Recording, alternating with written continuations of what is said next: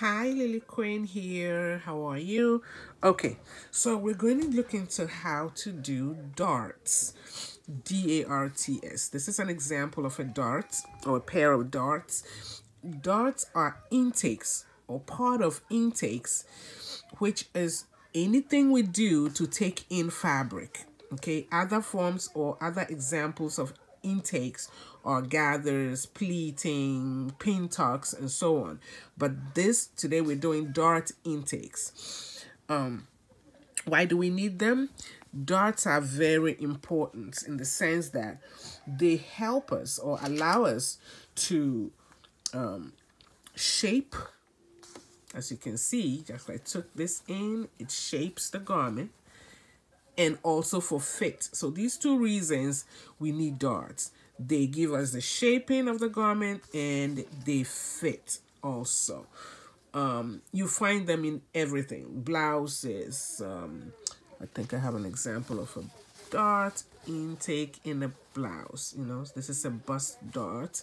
Okay, it shapes because the bust is rounded. It gives you the shaping that you're able to kind of navigate the bust. Okay, this is more like a skirt, similar. You put a band on it, and boom, we get a skirt. So you can find them in blouses, dresses, pants, anything that allows you to put shaping and fit into a garment is an intake. And today we're doing dart intake. Okay, we begin first and foremost by completing the bottom. We want to make sure that the bottom is hemmed. So I'm doing one here. I'm hemming the bottom. Let me just show you the hem I'm working on. Because all of them, you can see, I try to hem them first and foremost so that when you gather, you don't have to struggle with the hemming. So that's what I'm doing right now. Let me bring this here closer so you can see it. So I just doubled it, the hem, say 3/8 of an inch. Increase the speed a little bit. And you get a beautiful hem finished, right? Now we're getting ready to do the darts. And I actually drew two lines here. But how I get to, you see this is square. I haven't shaped it at all. This is what I do. This is because it's a sample. I'm just using this kind of a crude way to do this measurement or to locate my dart positions. All right, so I divide the top in 3. It's as simple as that. Just the division, so I'm able to get a nice, proportion over there. I divide it into 3 or fold it into 3. And I mark the inner line that it creates when you fold this on itself into 3. You see, you have this and you have that. And so when you open the raw edges, you have these lines. All right, so I marked them beforehand, and now I'm going to put in the dart shaping. The dart shape is more like a V. Okay, I'm going to go around these lines. This is the fold line. This is the line that I'll be pinching. But I'm going to position 1/2 inch away from this line to the right of it and then to the left of it. Okay, 1/2 inch, so that the total width of the dart at the top is 1 inch. And then we do the same thing to the other side. But once you mark those 1/2 inches, you join them to the bottom of the main one, which gives you the shaping aspect of the dart. So let me do that. So I measure a 1/2 inch. Actually, you can put it the middle line on your 1 inch. Sorry, the middle line on the position of 1/2 inch, and then you mark. Let's see. I mark here. That is, and then I mark here. So from this mark to that mark is 1 inch. And all I'm going to do is join these markings to the bottom of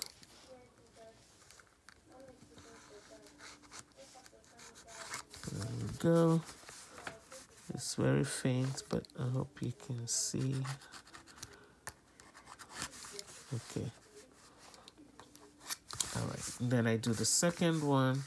Again, it is 1/2 inch and 1/2 inch. Okay, so 1 inch in all, and then you slant and draw the line to the point. And this, why is my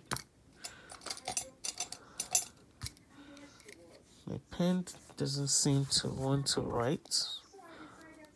Okay, let's go. Really?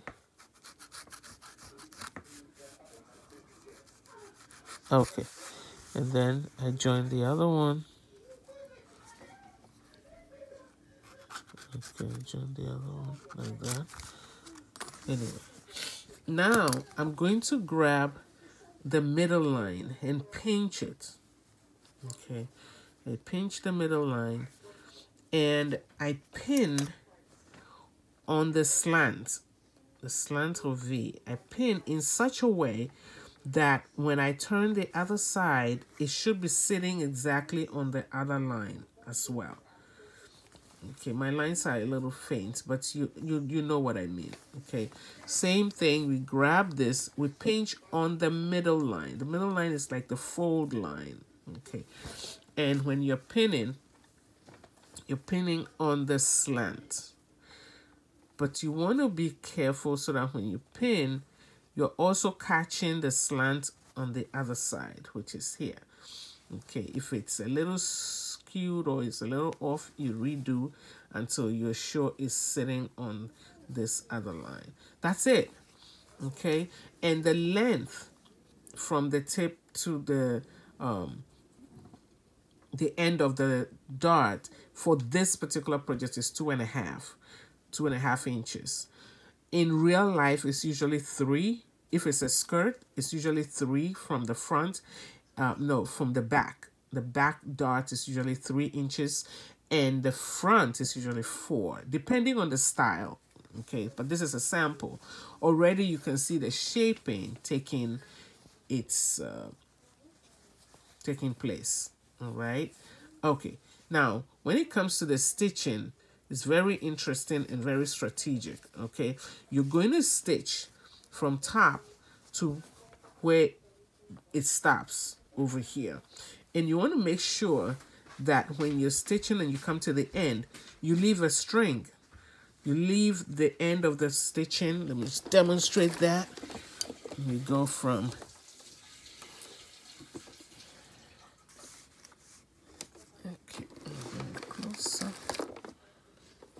all right, so slow it a little bit.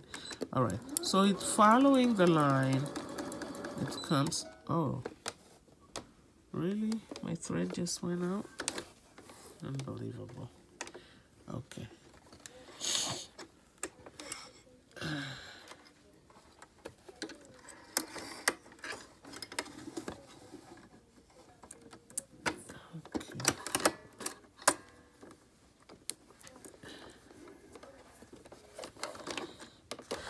All right, I'll have to pin it again to make sure that I'm not off. So when I pin on this side, I check the back and it's exactly on the line. So I come back here and I start my stitching. Make sure the needle, this is the one time that you turn the slant line to face the needle. You do not align it edge to edge. You turn it so it's looking, the needle is looking at the slanted line, and you keep stitching till you have nothing else. You go from the top to nothing. All right, and this is where you would cut and leave a string. You don't cut close to the fabric. You leave this string at the point. And what we do to this string is we separate them. We grab it like this and we tie it. Very important. So we tie it so that it doesn't unravel. And you do that maybe twice. It helps. Like that. And then you cut and leave about 3/4 of an inch in the material. Okay, so that is important. It stays in the material and it never comes undone. Okay, it stays in there. So we're going to do the same thing to this one. We start, we're following.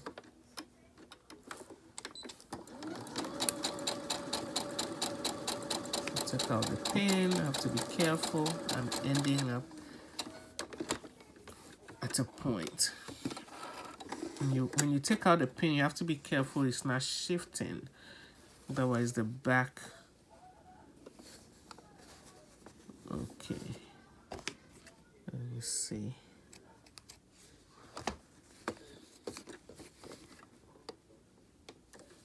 I can hardly, well, it's there.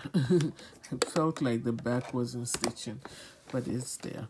All right, so now again, I just separate the threads, the thread tails.